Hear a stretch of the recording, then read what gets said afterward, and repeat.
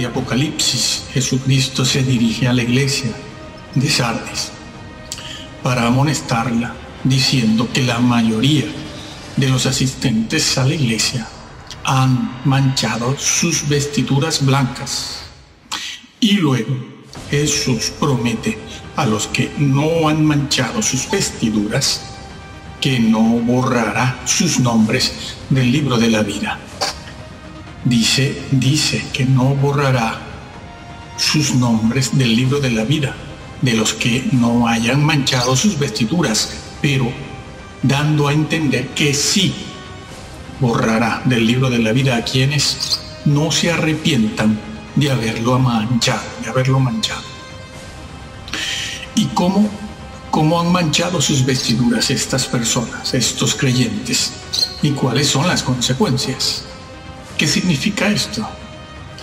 En primer lugar, decimos que es absurdo calificar al libro de la vida, que aparece mencionado desde el Éxodo hasta el Apocalipsis, así como a las vestiduras blancas, de hebraísmos o figuras literarias. En el libro de Apocalipsis simboliza la pureza del creyente en su vida en la tierra y también simboliza la glorificación en el cielo. Y es así porque la frase vestiduras blancas es símbolo de la condición moral y espiritual del cristiano. Si las vestiduras están sucias, es símbolo de una conducta pecadora, mundana, alejada de la justicia de Dios. ¿Sí? No manchar las vestiduras blancas significa caminar por la vida en la justicia de Dios. Sí, como lo dijo el Señor, el Redentor. Buscad. Es por eso que Él dijo, buscad el reino de Dios y su justicia. No solo dijo justificados por la fe, dijo muchas otras cosas, entre ellas esta: buscad el reino de Dios y su justicia. ¿Por qué? Porque no les gusta el tema este de la justicia, la ley, la moral, ¿no? Bueno. Vestiduras blancas, como dijo el apóstol Pablo, es andar renovados y revestidos en justicia y santidad. O en boca del apóstol Pedro, es andar en santa y piadosa manera de vivir. Sí. O como lo dijo el apóstol Juan, guardando sus mandamientos. Aunque hoy por estas tierras y en casi todas partes del mundo occidental, el occidental, nos dicen que eso de vestiduras blancas, libro de la vida, velar, esforzarse, ser sobrio, uy, qué sobriedad, santurrones, pureza, puritanos, eso es hablar muy mal, porque eso es falta de amor. No se ha de hablar de esas cosas. Esas cosas son para que el creyente las lea en su casita. Sí, en su casa las van a leer, sí, ya se nota, lo estamos viendo. O como alguien dijo, una vaca sagrada, hace muy poco tiempo, dice el libro de la vida. El libro de la vida, a ver, bueno, todos morimos en pecado, dijo. Es una vaca sagrada la que ha dicho esto. Lo siguen miles de personas. Es un predicador de fama internacional. Están arrastrando sutilmente a muchos creyentes al infierno. Pues bien, vestiduras blancas representa el modo de andar y vivir que no ha sido contaminado y que ha sido y será aprobado por el Señor en el día del juicio. Una vida no contaminada es una frase que se usa como referencia a la mente que no ha sido contaminada por los valores del mundo, por las modas y prácticas de nuestra sociedad y cultura que está alimentando cada vez más un sexo exagerado, abusivo, pedófilo y promiscuo, con modas y prácticas y costumbres que al final terminan por romper familias enteras, con hijos, ¿sí?, abandonados, hijos de 15, 18, 20 años, incluso con jóvenes que quedan solos, olvidados, deambulando. Eso de una vida que no está contaminada con el mundo es una alusión a algo que está de moda y que está en la Biblia, como veremos. A eso de las fantasías de la mente, fantasías que no es otra cosa, como lo llamo yo, que hipnotismo magnético y mágico.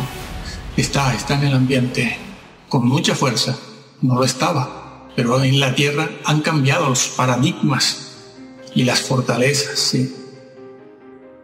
La frase vestiduras blancas es una alusión al modo de ser y hacer del creyente fiel, que no se amolda al mundo, no se amolda, no, y no ha dejado minar su vida, como quien no deja minar su salud, viviendo de cualquier forma, comiendo de cualquier forma, drogándose, etc.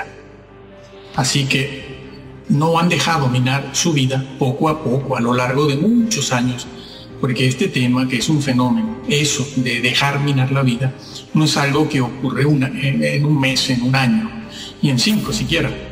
Se deja minar la vida y eso se nota a lo largo, y después de 20, 30 años, casi toda la vida se toma para uno dejar minar la vida poco a poco. Porque eso de minar en la Biblia, sí, la palabra aparece, el vocablo. Analícese ese vocablo, minar en la vida moral, irse debilitando moralmente y espiritualmente a lo largo de muchísimos años, toda la vida, con prácticas supuestamente inocentes. Claro, tiene que ser así, son con cosas inocentes, inocuas. Esas cosas que los creyentes líderes dicen que son cosas legítimas. Eso sí lo puedo hacer, sí, eso sí. Y así se empieza. Cosas legítimas, pero no son santas. No son santas. Legítimas para la cultura y la sociedad. Y así van, de mesa en mesa y tira para la otra mesa, ¿no? Descuidándose. Cuando vienen a darse cuenta, ya han caído en el lazo del diablo otra vez. Han sido, como dice el apóstol Pedro, han sido vencidos por el enemigo. Ahora bien, entendamos esto de una forma correcta.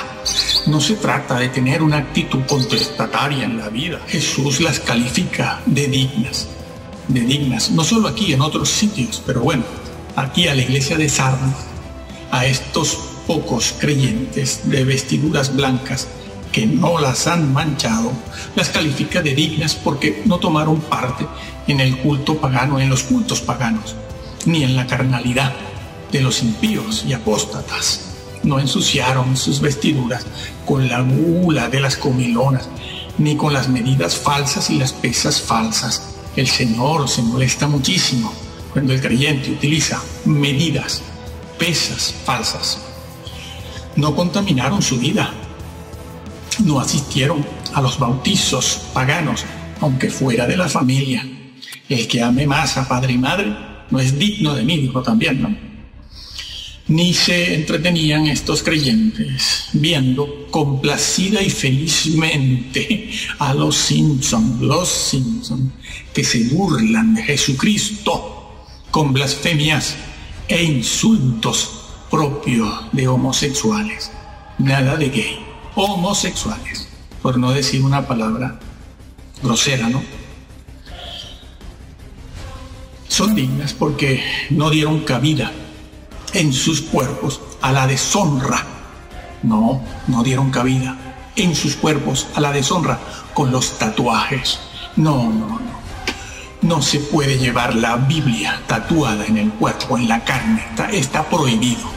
Sino que la Biblia se lleva tatuada en el corazón, en la mente, que no la conocen, no conocen al Dios en el cual dicen creer y adorar. ¿Creen ustedes que el ojo del Altísimo no lo ve y le duele? ¿Nos tendrá por inocentes? Daremos buena cuenta de ello. Sí. Ahora, estos creyentes fieles de Sardis andarán en la comunión eterna con Dios en justicia y con vestiduras blancas. En realidad serán revestidos, Por otra parte, cuando Jesús, el Hijo de Dios, habla de los que sí se han contaminado en la iglesia de Sardis, que son la mayoría, lo dice él, se dirige a aquellos que han dejado morir su vida espiritual, ética y moral, es decir, la santidad. Han dejado morir la santidad. Aquella congregación hacía lo mismo que hacemos nosotros. Ellos decían que tenían obras y el Señor se los reconoce siempre a todas las iglesias. Tenían obras, sí, pero las obras que esgrimían eran obras muertas y tenían nombre de que vivían, ¿no? ¿Quién hubiera sospechado algo así? Nadie. Hoy en día no conocemos, nadie sabe. Jesús no dice que están muertos porque no han nacido de nuevo, porque no se han justificado por la fe. Él no dice eso, en ningún lado lo dice. Tampoco se dice que es una enseñanza para judíos, no. Se está hablando a una iglesia, sino porque al no velar y al no andar en santa y piadosa manera de vivir, se cae en la tibieza y en la frialdad. Al final el resultado es el mismo, la muerte. La muerte. Los creyentes de Sardis era